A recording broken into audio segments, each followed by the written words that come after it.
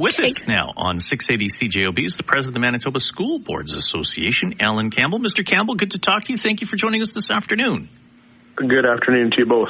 Now, back to school just around the corner, and a lot of us are asking, is back to school 2022 2019 again when it comes to COVID, policies, and everything else? Or are we getting those cheap medical supplies from the CNE in Toronto?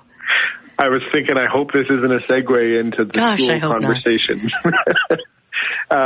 We hope that it's a lot like 2019 again in terms of being able to focus on all of the things that we were focusing on before the global pandemic. We've had a lot of conversations with the Department of Education and with our fellow education stakeholders, and while COVID-19 continues to be part of those conversations in terms of preparedness planning, we certainly do see a full-scale shift to back to basics in terms of curriculum and supporting students and staff on all things academic and mental and physical wellness, with, of course, public health at the table in a way that will probably not change for the foreseeable future. And how do you could this still come down to individual school boards? I think the only one we've heard from so far on CJOB is Seven Oaks that does say there will be guidance, there will be recommendations, but again, it will feel like 2019. Ultimately, if Rolling River School Division or Pembina Trails or somebody decides to do what they want to do, can that be done? Yeah, so I think in terms of the public health aspect of the day-to-day operation of public schools, it's safe to say that there will be consistency across the province, that there's a higher mindfulness about monitoring for signs and symptoms, staying home when sick, making sure that frequent hand washing and respiratory etiquette, those types of things are part of the day-to-day. My understanding, again, through our conversations with public health, is that there will be no COVID-19 vaccination clinics in public schools in the coming public school year.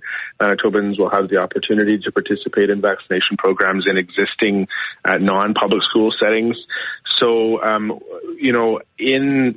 if there are, evolving situations as the school year progresses and school boards in different pockets of the province feel inclined to change some of that guidance for their communities, they will have the autonomy to go forward with that, of course, through consultation with public health and with those of us at the higher levels there at Manitoba School Boards and our partner associations that are in more regular conversation with the Department of Education and Public Health. With Alan Campbell, the Manitoba School Boards Association, Richard and Julie with you on 680 CJOB. Are you all comfortable with this? Are you comfortable that the teachers are all comfortable with this, and parents are comfortable with this, and students are comfortable with this? Well, I think that's a difficult question to answer, because I think all you need to do is go to your local arena if there's summer hockey going on, or go to the local pool or the local campground, or to the coffee shop, and you'll get all sorts of iterations in terms of what people's comfort levels are.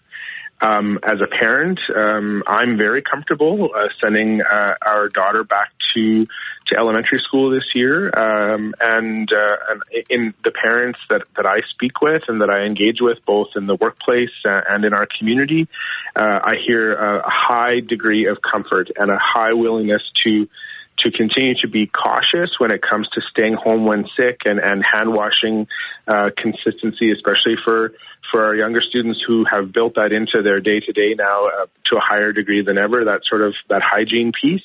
But at the same time, as a school board trustee, as the chair of our board in Interlake, and certainly in my capacity with MSBA, we have an obligation to ensure that when people are raising concerns, that we're working with those members of our community, be they in the employ of the division, like our staff, our parents, or just overall community members who may continue to express concerns about transmission in schools or the like. We know that it continues to be a part of the ongoing public health challenges in our province and in the country, and and we watch it very closely. And of course, what we've learned is that when students go back into the classroom, that's when we tend to see some shifts in the rates of transmission in community.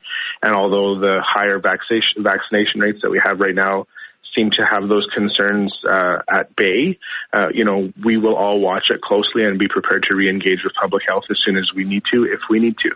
A little bit tight here for time, but did want to ask if a lot of HVAC work has been done. In other words, is the air better in some of our schools? And what are you doing to monitor that? Perhaps those little units that give information on how good the air is? Yeah, so I'll say different divisions have done different things in terms of the infrastructure that they have. But certainly we continue to hear across the board that when the province puts out more money for some of that infrastructure upgrade, boiler systems aren't in the thousands, they're in the hundreds of thousands or in the millions. So when we talk about those wholesale upgrades to buildings, we work closely with the province on a division by division basis to make sure that that information is being collected and then those upgrades are being made as the funding is available. Mr. Campbell, appreciate the time. Thanks so very much for joining us this Monday afternoon. You're welcome.